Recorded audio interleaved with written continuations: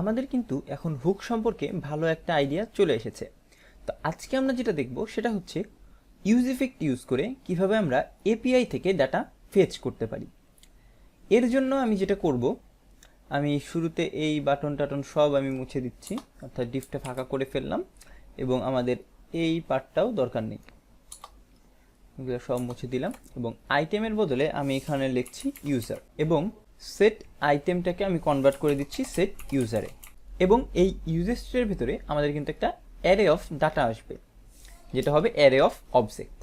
তো এখন আমাদের শুরুতে যে কাজটা হবে সেটা হচ্ছে আমরা ডাটা আসলে ফেচ করব কোথায়, আমাদের ইউজ ইফেক্টে। তো আমরা ইউজ ইফেক্টটা ফার্স্টে লিখে ফেলি, ইউজ ইফেক্ট, এবং এর ভিতরে আমরা একটা অ্যানোনিমাস অ্যারো ফাংশন ইমপ্লিমেন্ট করব।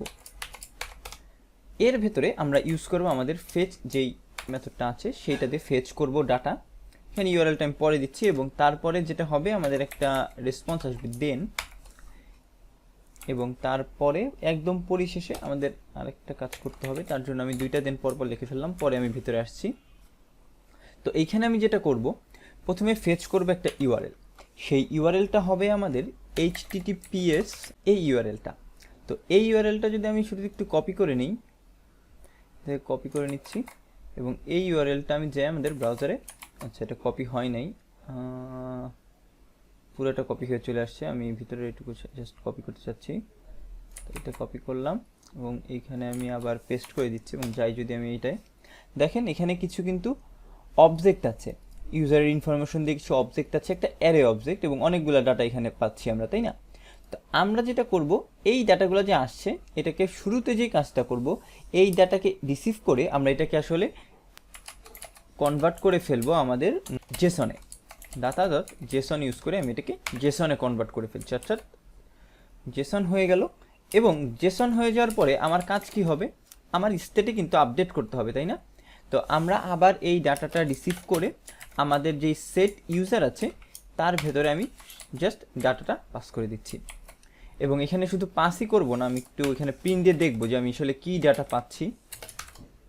এবং এখন আমার কাজ, আচ্ছা একটু ফরম্যাট করি, এখন আমার কাজ যেটা হবে, এই সেট ইউজারের পরে আমি এখানে সিম্পলি লক করব আমার কি ইউজার সেট হলো সেটা।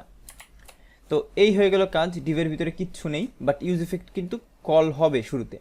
তো আমরা চলে যাই আমাদের ব্রাউজারে এবং এখানে আমি একটু কনসোলটাকে বের করে ফেলি, কনসোলটা বের করে এখন যদি আমি একটু রিফ্রেশ দিই, দেখেন অনেক ডাটা একটার পর একটার কিন্তু আসছেই, 10 সাইজের একটা অ্যারে আসছে এবং তার ভিতরে ডাটা, এবং এটা কিন্তু থামছে না। এর কারণ কি? কারণটা কিন্তু খুবই সিম্পল, কারণ হচ্ছে আমরা এই যে ডাটা ফেচ করলাম এই ডাটাটা কিন্তু সেট ইউজারের মাধ্যমে আপডেট করে দিলাম, তাই না?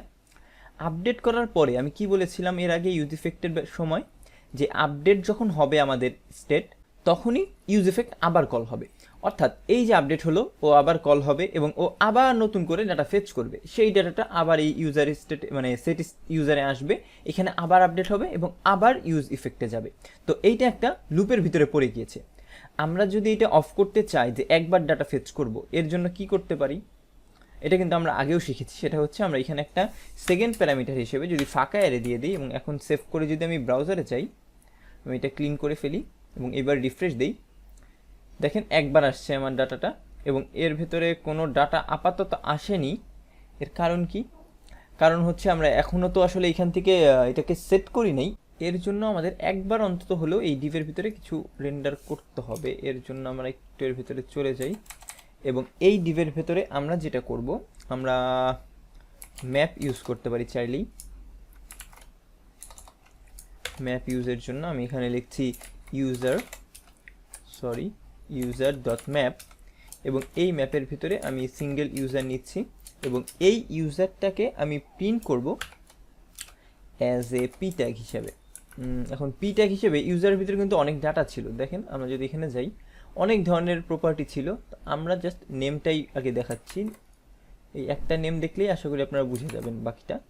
তো এখন আমি যেটা করব, এখানে ইউজার ডট নেম লিখবো, আচ্ছা এটা আমাদের একটু সেকেন্ড ব্র্যাকেটের ভিতরে দিতে হবে। এবং এখন যদি আমি ব্রাউজারে যাই, রিফ্রেশ দিই, তো ইনিশিয়ালি কোনো ডাটা ফেচ হচ্ছে না। এর কারণ কি? এর কারণ হচ্ছে আমি এখানে একটা ভুল করে ফেলেছি, সেটা হচ্ছে এই ইউজার ম্যাপে যখন আমি ফার্স্ট সেকেন্ড ব্র্যাকেটটা দিলাম, এইটার পরে আমি আরও একটা সেকেন্ড ব্র্যাকেট স্টার্ট এবং এন্ড করেছি। এখন আমার কেউ কিন্তু বুঝবে না যে এই এন্ডিং ব্র্যাকেট এবং এই এন্ডিং ব্র্যাকেট যে সেম একটা ব্লক নির্দেশ করছে।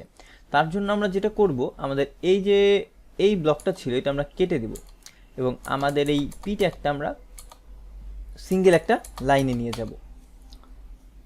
এবং এইখানে তারপরেও ইরর দিচ্ছে, এর কারণ কি, ইউজার ডট নেম, আচ্ছা পি ট্যাগের ফার্স্টের পিটা কেটে দিয়েছে এবং এরপরে ইউজার, আচ্ছা এই লাস্টের পার্টটাও কেটে দিলাম। এবং এখন যদি আমি দেখতে যাই, আমাদের লাস্টের ট্যাগটাও কেটে গিয়েছে।